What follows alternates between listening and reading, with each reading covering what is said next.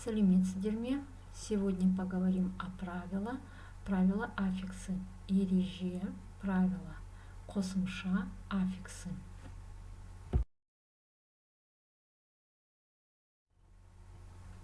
Қосымша жалғау жұрнақ. Қосымша сөздің түбіріне жалғанып, қосымша мағына үстейді. Аффиксы соединяются с корнем слова и добавляют дополнительное значение. Қосымша екіге бөлінеді. Аффиксы делятся на две части. Жұрнақ және жалғау. Жұрнақ – это суффикс, жалғау – это окончание.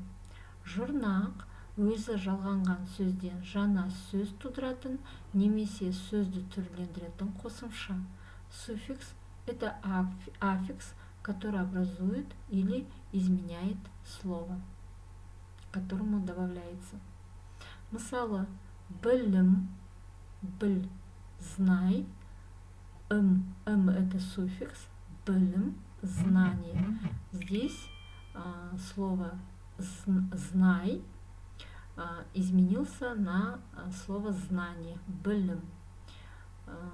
Оқушы, оку, учеба, оқушы, ученик. Здесь тоже слово учеба изменилось при помощи прибавления суффикса ш, изменилось на другое слово оқушы, ученик.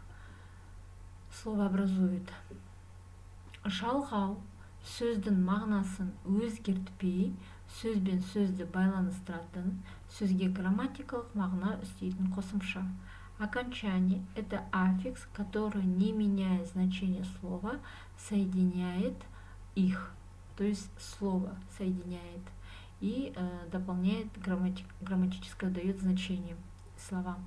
Мысалы, білімге, білім – это знание, білімге – знанию.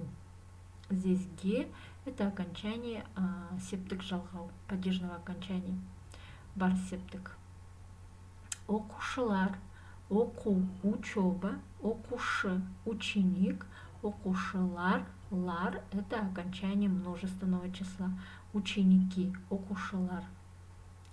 Слово сөз делится на два, түбір и қосымша. То есть слово делится на корень, түбір, на қосымша, аффикс. Қосымша делится на два вида. Жұрнақ, суффикс, жалғау, окончание. То есть аффиксы делятся на два вида. Жұрнақ – это суффикс, жалғау – это окончание. Жұрнақ, в свою очередь, делится на два вида. Сөз тудырушы, слово образующий, сөз түрлендіруші, слово изменяющий. Сөз тудырушы жұрнақ, например, слово оқушы, оку, түбір, слово оку – это корень, учеба, добавили суффикс ш, получилось слово оқушы, ученик. Здесь слово учеба изменилось на новое слово ученик, оқушы. Сөз түрлендіруші, слово изменяющий, оқы, учись, оқыған, прочитано, например, да? Оқы, прочитай, оқыған, прочитанный. Жалғау, окончание, делится на 4 вида. Көптік жалғау – это окончание множественного числа. Септік жалғау – это падежное окончание. Тәуелдік жалғау – это окончание принадлежности. Жіктік жалғау – это окончание множественного, то есть это окончание личное.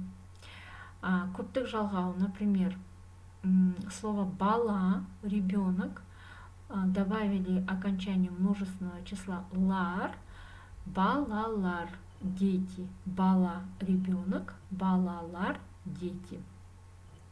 Септік жалғау, слово бала, это түбір, корень, да? Добавили суффикс, то есть окончание га, падежное окончание бар септік, га, балага, кімге, балаға, кому, ребенку. Тәуелдік жалғау бала, түбір, балам, м.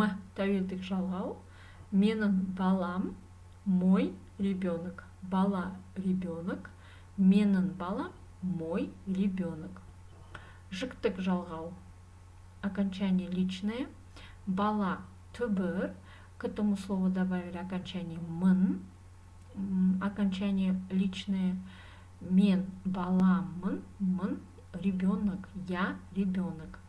Бала, ребенок, мен баламын, я ребенок. Давайте определим переводы слов, которые встречались в правилах.